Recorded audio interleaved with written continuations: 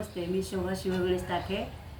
आता नवरात्र संपून दिवाळीकडचे वेध लागलेले आहे। दिवाळीत आपण अभ्यंग स्नानासाठी उटणं वापरतो आणि ते उटणं आज मी घरी तयार केलेलं आहे।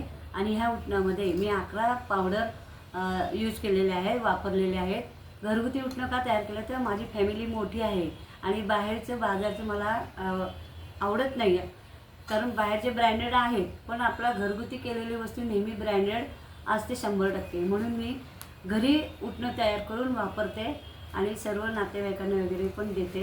तर ह्या उटण्यामध्ये मी 11 जिन्नस एकत्र केलेले आहे। त्यात आंबी हळद आहे, बावची आहे, कचोरा आहे, ज्येष्ठमध आहे, अनंतमूळ आहे, संत्रा आहे, गुलाब आहे, असे 11 प्रकारचे वस्तू एकत्र केलेले आहे आणि सुंदर असं उटणं तयार केलं आहे। ते चेहऱ्याला लावलं की चेहऱ्यावरच्या सुरकुत्या जातात, सगळ्या वयांना हे सूट होतं। आणि हे तुम्ही दुधात मिक्स करून लावू शकतात, तेलामध्ये लावू शकतात, किंवा साधं पाण्यामध्ये जरी मिक्स केलं आणि लावलं तरीसुद्धा चेहरा सुंदर होतो आणि कुठल्याही प्रकारची इजा होत नाही, कारण त्यात कुठल्याही प्रकारचं केमिकल मिक्स नसतं, भेसळ नसते। त्यामुळे हे उटणं मी तयार केलेलं आहे।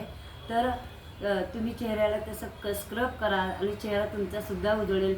तर मैत्रिणींना तुम्हीसुद्धा असं उटणं घरी तयार करून बघा नक्की। धन्यवाद।